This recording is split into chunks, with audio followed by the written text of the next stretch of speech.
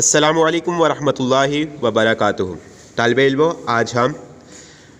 اردو کی کتاب کی غزل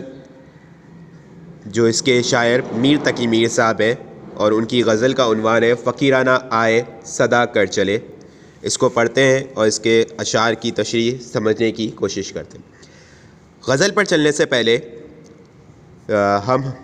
میر تقی میر صاحب کا مختصر سے حالات زندگی اور ان کے طرز تحریر کی خصوصیات کو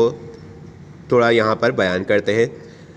میر تقی میر صاحب کی جو ولادت ہے وہ 1723 یعنی کہ 1723 میں ہوئی اور آپ کی وفات جو ہے وہ 1810 یعنی کہ 1810 میں ہوئی۔ میر کا تعلق ایک معزز سید گھرانے سے تھا۔ کم عمری میں ہی والد کے انتقال کے بعد، آپ کی عمر بہت کم تھی جب آپ کے والد کا انتقال ہو گیا، تو آپ کے والد کے انتقال کے بعد کچھ عرصے تک آپ اپنے بڑے بھائی میر محمد حسین کی زیر سرپرستی میں گزارا۔ آپ نے کچھ عرصے بعد میر معاش کی تلاش میں یعنی کہ نوکری کی تلاش میں دہلی چلے آئے۔ سلطنت مغلیہ کے آخری دور میں جب دہلی افراتفری، انتشار، خانہ جنگی اور یا پھر بحروری حملہ آوروں کا شکار بن گئی تو میر لکھنؤ تشریف لے گئے، یعنی کہ روزگار کی تلاش میں آپ دہلی آئے تھے اور دہلی سے پھر جب دہلی کے حالات بگڑنے لگے، یعنی سلطنت مغلیہ کا جب آخری دور تھا، جب انگریز دہلی پر قبضہ کرنے کی کوشش کر رہے تھے، تو آپ نے دہلی کو خیر آباد کر کر اپنا مسکن جو ہے وہ لکھنؤ میں بنا لیا تھا، یعنی کہ آپ لکھنؤ لے گئے تھے اور یہیں پر آپ ساری زندگی ہے۔ جب لکھنؤ پہنچ گئے تو لکھنؤ میں آپ نے اپنی پوری زندگی گزاری اور لکھنؤ میں ہی آپ کا انتقال بھی ہوا ہے۔ میر کی زندگی جو ہے یعنی کہ میر تقی میر کی زندگی جو ہے وہ مصائب اور مشکلات اور تنگ دستی کا شکار رہی ہے، یعنی کہ وہ کبھی بھی آسودہ زندگی بسر نہیں کر سکے۔ وہ معاشی طور پہ، مالی طور پہ کافی مشکلات اور تنگ دستی میں انہوں نے اپنی زندگی گزاری ہے۔ میر کی غزلوں میں سوز و گداز بھی ملتا ہے، اثر انگیز بیان بھی ہے، غم انگیزی بھی ملتی ہے ہمیں۔ میر کی غزلوں میں سوز و گداز نمایاں ہے، یعنی کہ جو ان کی جو فکر ہے، ان کا جو غم تھا ان کی زندگی کا، وہ ان کی غزلوں میں بھی جھلکتا ہے۔ میر غزل کے شہنشاہ سمجھے جاتے ہیں اور میر کی خصوصیت یہ ہے کہ وہ ہر موضوع کے اعتبار سے زبان استعمال کرنا خوب جانتے ہیں، یعنی کہ جس موضوع پر بھی انہیں غزل کہنے کا موقع ملا یا غزل کہی انہوں نے، وہ اسی غزل کے اسی موضوع کے حساب سے انہوں نے اس کی زبان، یعنی کہ زبان سے مراد یہاں پر یہ ہے کہ انہوں نے اسی طرح کے الفاظ استعمال کیے کہ ان کے شعر آسانی کے ساتھ سمجھ میں آ جاتے تھے اور اس کا مفہوم، معنی یا تشریح وغیرہ اس کی آرام سے سمجھ میں آ سکتی تھی یا آ جاتی تھی کہ جس موضوع پر وہ بات کرنا چاہ رہے تھے، جو انہوں نے اپنے خیالات کو اپنے اشعار کے ذریعے ظاہر کیا۔ کیونکہ میر کی زندگی غموں کا مجموعہ تھی، وہ ان کی زندگی میں بے شمار لاتعداد غم تھے، پھر بھی میر کی کوشش ہمیشہ سے یہ رہی کہ انہوں نے اپنے غموں کو دوسروں کی زندگی سے ناراض ہونے کا سبق نہیں دیا، اپنے غموں کے حساب سے دوسروں کو اپنی ناراض ہونے کا، زندگی کے اعتبار سے ناراض ہونے کا نہیں کہا، کبھی یہ درس نہیں دیا کہ میں غم زدہ ہوں، میری زندگی ایسی، تو ہر انسان کی زندگی ایسی ہوگی، غم آئے گا تو کوئی پریشانی مشکلات آ جاتی ہے تو وہ بھی غم زدہ ہو جائے۔ ان کی شاعری میں ایک سبق رہتا تھا، وہ سبق یہ تھا کہ آگے بڑھنے کا، یعنی کہ اپنے آپ کو بہتر کرنے کا، اپنے حالات کو بہتر کرنے کا ایک سبق ہمیشہ سے رہا ہے۔ یہ میر صاحب کا ایک مختصر تھا تعارف جو ہم نے پڑھا، یعنی ان کی تعارف کے ساتھ ساتھ ان کے حالات زندگی کہہ لیں آپ، یا پھر ان کا جو تھا طرز تحریر کی خصوصیات وغیرہ، وہ ہم نے پڑھی۔ اشعار کی طرف چلتے ہیں اور اس کی تشریحات کو سمجھنے کی کوشش کرتے ہیں۔ تشریحات بھی یہاں پہ کافی ڈیٹیل میں ہوں گی، لیکن میں مختصراً اس تشریحات کو اس ویڈیو میں کیپچر کرنے کی کوشش کرتا ہوں۔ پہلا شعر ہے، فقیرانہ آئے صدا کر چلے،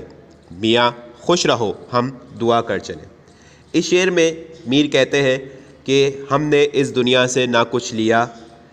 بلکہ ہم یہاں مسافروں کی اور فقیروں کی طرح رہے، یعنی کہ ہم دنیا میں آئے تو ہم نے دنیا سے کچھ لیا ہے، بلکہ ہم یہاں پر مسافروں کی اور فقیروں کی طرح رہے۔ جس طرح ایک فقیر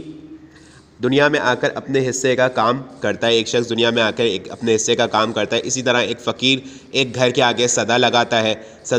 اس گھر سے اگر کچھ مل جاتا ہے تو ٹھیک ہے، نہیں تو وہ دعائیں دیتے ہوئے آگے کی طرف بڑھ جاتا ہے۔ میر اپنے بارے میں بھی یہی کہہ رہے ہیں کہ ہم بھی یہاں پر فقیروں کی طرح اپنی زندگی بسر کی ہے، ہم نے اپنے حصے کا کام کیا جو ہم سے ہو سکا، ہم نے دنیا سے کچھ لیا تو نہیں لیکن دنیا کو کچھ دیا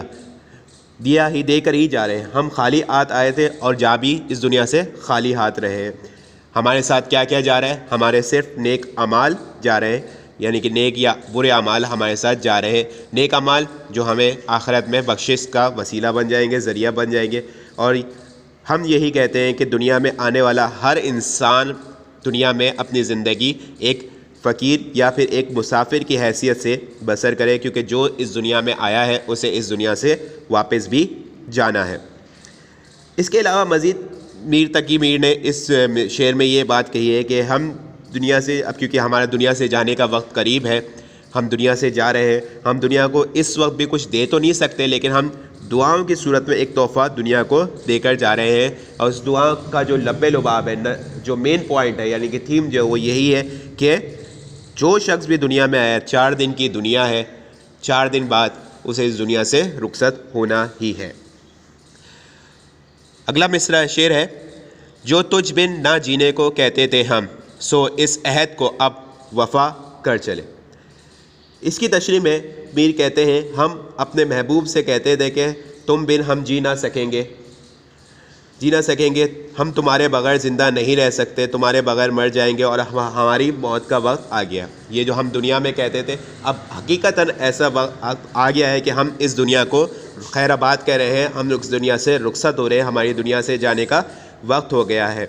اب جو تمہارے بغیر جینے کا جو ہم نے وعدہ کیا تھا وہ ہم پورا کر رہے ہیں. یعنی کہ اب اپنے محبوب سے کہہ رہے ہیں کہ وہ جب تم نے کہا تھا، ہم کہہ رہے تھے کہ ہم تمہارے بغیر جی نہیں سکتے، ہم نہیں دنیا میں گزارا نہیں ہے، تو اب وہ وقت آ گیا ہے کہ تم نہیں رہے. یعنی ہماری نہیں رہے سے مراد یہاں پہ ہے کہ ان کا محبوب، یعنی بات یہاں پہ نہیں بھئی کہ ان کا محبوب کا انتقال ہو گیا، بلکہ وہ کہہ رہے ہیں کہ اب وہ ہماری زندگی میں تم نہیں رہے، تو اب ہماری زندگی کا بھی کوئی مقصد نہیں رہا، ہم بھی اس دنیا سے جا رہے ہیں. اور اب ہم جو وقت رخصت جو ہے وہ ہم خالق حقیقی کی طرف جا رہے ہیں. دکھائی دیے یوں کہ بے خود کیا ہمیں آپ سے بھی جدا کر چلے. اس شعر میں میر کہتے ہیں جب میرا محبوب نظر آ جاتا تو میں بے خود ہو جاتا تھا، یعنی کہ میں اپنے آپ میں نہیں رہتا تھا. مجھے اپنا محبوب نظر آتا تھا تو میں اپنے آپ میں نہیں رہتا تھا، مجھے اپنا کوئی ہوش نہیں رہتا تھا، اپنی کوئی خبر نہیں رہتی تھی. میں صرف میری ذات کچھ ایسی ہو جاتی تھی، میں اپنے آپ میں ہی فنا ہو جاتا تھا، ختم ہو جاتا تھا. مجھے اپنے آپ سے کچھ سجائی نہیں دیتا تھا اپنے آپ میں. جو کچھ میرے محبوب نے کہا، جو کچھ میرے محبوب کرتا تھا، اسی کی باتیں، اسی کے خیال، اسی کے تصورات میں ہی کھویا رہتا تھا. جبھی سجدہ کرتے ہی گئی حق بندگی ہم ادا کر چلے. اس شعر میں میر کہتے ہیں ہم اللہ تعالیٰ کو سجدہ کرتے ہیں اور ہماری پیشانی اسی کے آگے جھکتی ہے. جب ہم اس کی بندگی کا حق ادا کرتے ہیں، اس کی عطا کردہ نعمتوں کا خیال کرتے ہیں، تو ہماری پیشانی سجدے کرتے ہی چلی جاتی ہے. یعنی کہ اللہ تعالیٰ کے ہم پر اتنے زیادہ احسانات ہیں، اتنے زیادہ انعامات ہیں، اتنی زیادہ رحمتیں ہیں، اتنی زیادہ نعمتیں ہیں کہ اگر انسان ان نعمتوں، رحمتوں، احسانات کا خیال کرے، ان انعامات کا خیال کرے، ایک لمحے کے لیے بھی سوچے، تو انسان مشکل سے ہی اپنا سر سجدے سے اٹھائے گا اور پوری زندگی اللہ تعالیٰ کے حضور وہ سجدہ ریز ہی رہے گا اور اس کی بندگی ہی کرتا رہے گا. لیکن کیونکہ انسان، میر کہتے ہیں انسان ایک کمزور ذات ہے،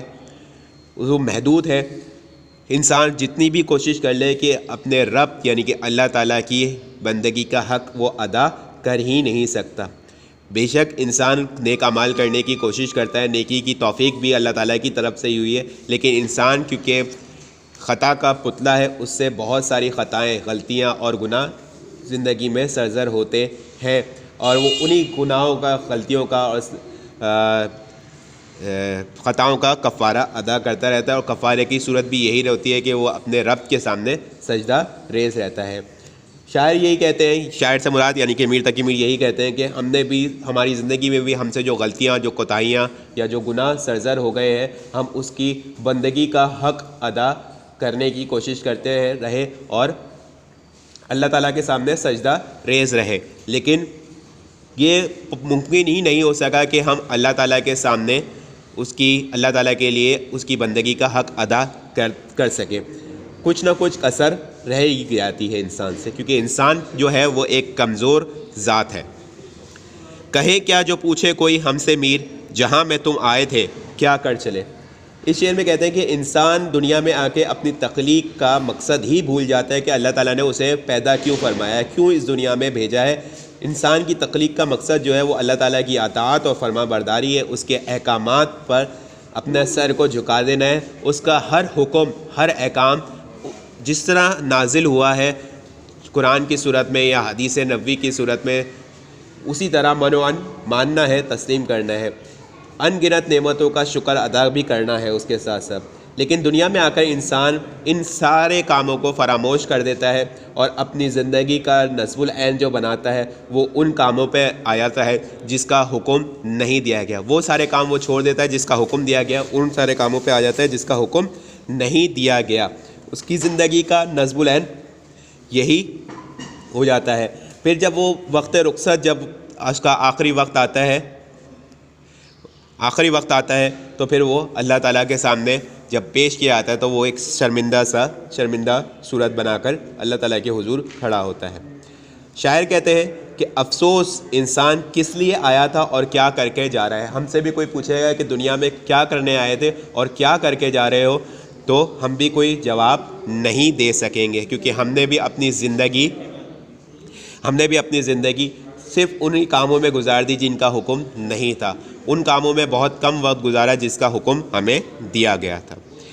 یہ 5 اشعار ہیں جس کی تشریح میں نے مختصر آپ کے سامنے پیش کی ہے۔ ان میں سے کسی شعر کی تشریح سمجھ میں نہیں آئی یا کوئی ورڈ یا الفاظ سمجھ میں نہ آئے تو آپ نیچے کمنٹ سیکشن میں کمنٹ کر کے پوچھ سکتے ہیں۔ اس کے علاوہ اس چیپٹر کا یعنی کہ اس غزل کا جو کام ہے یا ان کی تشریحات وغیرہ جو ہیں وہ آپ کو واٹس ایپ پہ PDF پہ اویلیبل ہوں گی، مل جائیں گی آپ کو۔ والسلام علیکم ورحمۃ اللہ وبرکاتہ۔